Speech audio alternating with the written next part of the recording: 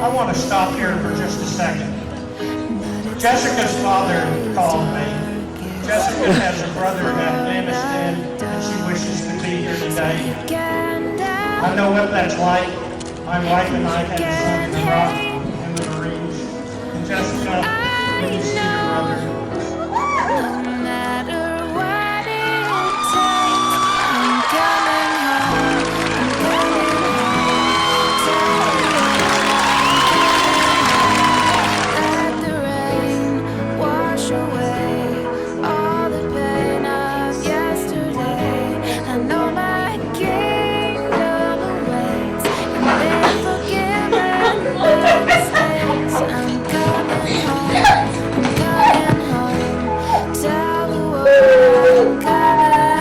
Come on.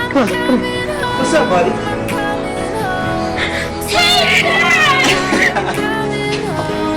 Buddy. I miss you. I miss you too.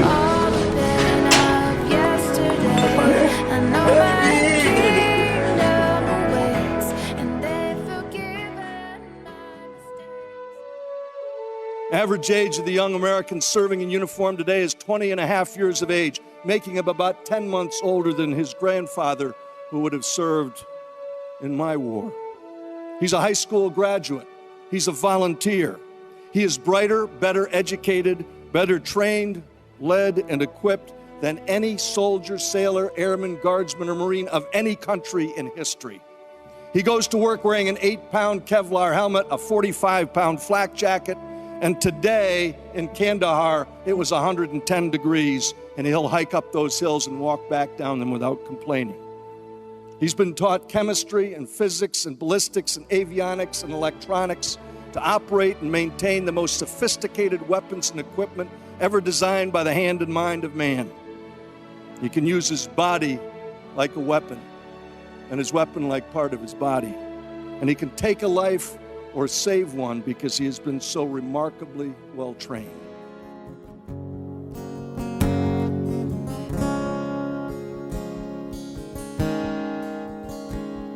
Some people say I'm a fighter, and some people hate what I do. But I stand for my country. So my dad was drafted into the Army in the early 70s, and he spent a year in Vietnam, and I've always been really proud of his service, and I used to love talking to him about it when I was younger, and he was usually pretty cool about talking about it. He didn't really clam up about it, and I didn't really know any different at the time. But yeah, back in 1971, my draft number was 17, and they were drafting during the Vietnam War in my year to 150.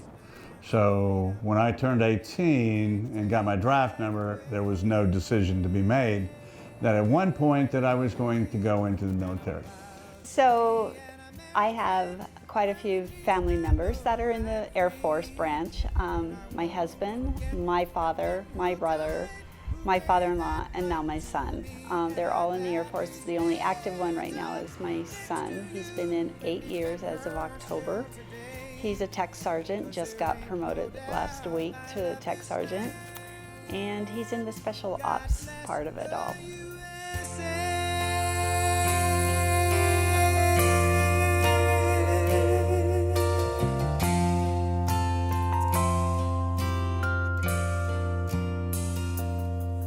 From the lakes of Minnesota to the hills of Tennessee, across the plains of Texas, from sea to shining sea, from Detroit down to Houston. I think signing up knowingly that you're going to go into a war zone and possibly be killed and possibly have to kill other people, I think that's a heck of a choice to have to make and sacrifice for your country, and it's a pretty big deal. And I think the one thing that I've learned the older I've got is, whether you agree or disagree with the war, you still have to support the soldiers who are just average guys, going into normal everyday people going into the military and putting their life on the line. Leadership, and really giving to others. I mean, that's what my training was all about, is to save other people, that other people may live.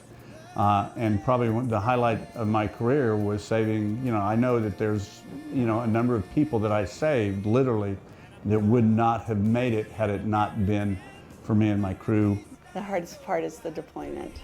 He has been on 3 deployments. First 2, he was in security forces, so he was in Kuwait for the first one. The second one, he was in Iraq, and that's when they were taking down some of the bases now, so they were closing them up. This last one, he started out in February of this year in Special Ops, and so he works with the Army branch, part of that, and they went over to Kuwait. He was staying there. It was supposed to be a 9-month, but we got lucky and he came home in August.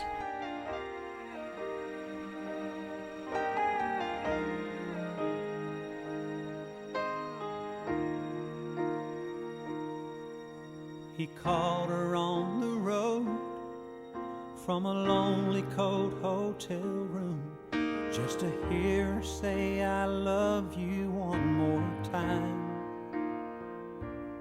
And when he heard the sound of the kids laughing in the background, he had to wipe away a tear from his eye.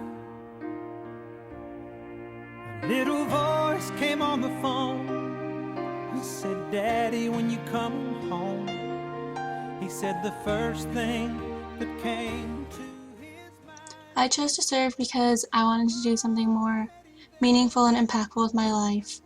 And also, I wanted to challenge myself to be the best person that I could be. A better leader, a better friend, a better person, and the military definitely challenged me in that way. I'd go to class every day, 6 periods a day. I have to take classes like chemistry, math, and English and all that good stuff. But it's different from other college students because I have to follow certain military obligations. So for example, I can't leave the campus except on weekends, and I have to do trainings in the morning at 5:30 every day and during lunch. Said, "I really miss you, darling. Don't worry about the kids, they'll be alright. Wish I was in your arms, lying right there beside you, but I know." In my immediate family, my dad served in the Navy for 20 years. He retired as a commander the year I was born in 1999. And my brother is currently a 2nd lieutenant in the Air Force. This is his 2nd year. People who have that kind of bravery and courage to risk their lives to protect our nation deserve the amount of respect that we give them. It shouldn't just be on Veterans Day, it should be every single day of the year, because they are sacrificing their lives and things that they could be doing to protect our nation. The biggest thing, I think, is when you see a vet or you become aware that somebody's a vet, to shake their hands, to thank them for their service, because that's huge. To just know that people are aware of what they've had to do.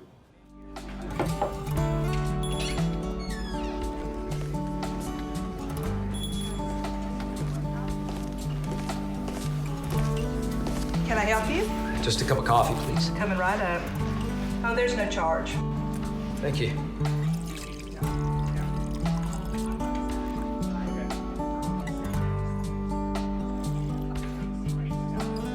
Here you go. Thanks again. Thank you for your service. Thank you for your support. Do you have a picture taken with the soldier? Can I take a picture? Sure. All right, smile. There you go.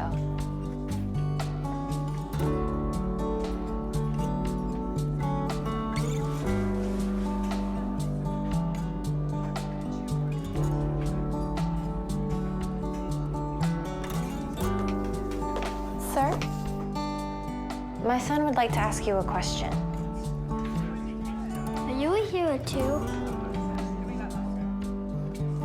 man said you were.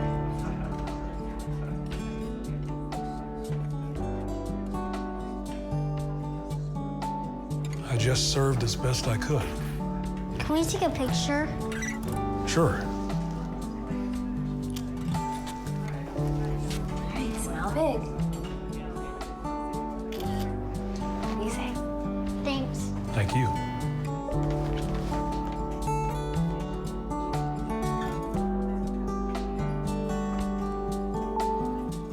Thank you for your service. Thank you for your support.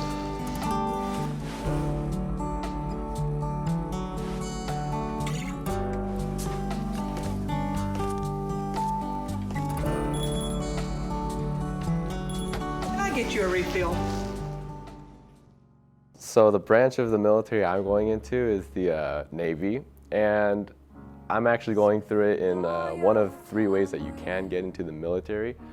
I'm going through it through the ROTC program, which is basically military in college, and it stands for Reserve Officer Training Corps. And there are scholarships available, and I am very fortunate enough to receive a full ride scholarship to almost any college I want to go to. So to be a soldier for me, I'd have to be selfless, and I'd have to be an amazing leader, because in the ROTC program, you train to become an officer. So you graduate as a second lieutenant, which means you have people underneath you and you have to lead. So for me, the military means leadership, punctuality, and selflessness. And when the time comes, you have to be willing to pay the ultimate price of sacrifice, dying for your country and dying for the people that you love and the people that you care about. And for me, I really care about the people that are close to me, and I really want to protect them. And at a young age, I realized that one way I can really protect everyone at once is serving, because protecting the country is how I view protecting my family. You are pulled from the wreckage of your silent reverie. You're in the arms of the angel. May you find some comfort here.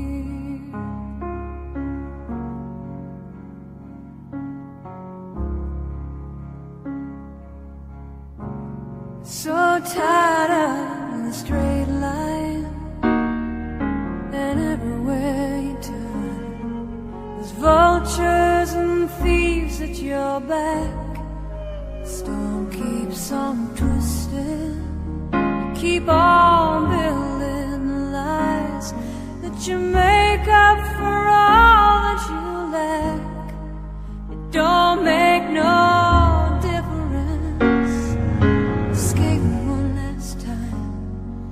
it's easier to believe in this sweet madness, all this glorious sadness that brings me to my knees. In the arms of the angel, fly away from here, from this dark, cold hotel room, and the endlessness that you fear. You are pulled from the wreckage of your silent reverie. You're in the arms of the angel. May you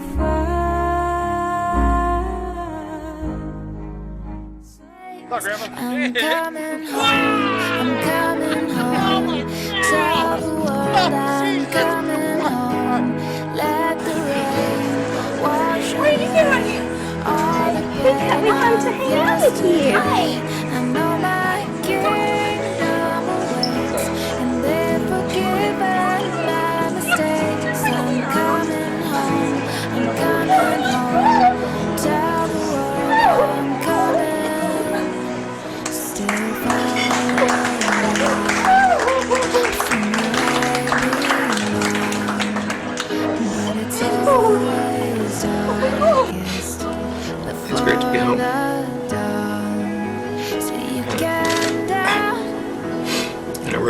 to see my daughter. It's been almost a year. I'm going to kind of be listening at that point, then I'm going to walk in. What it takes, I'm coming home.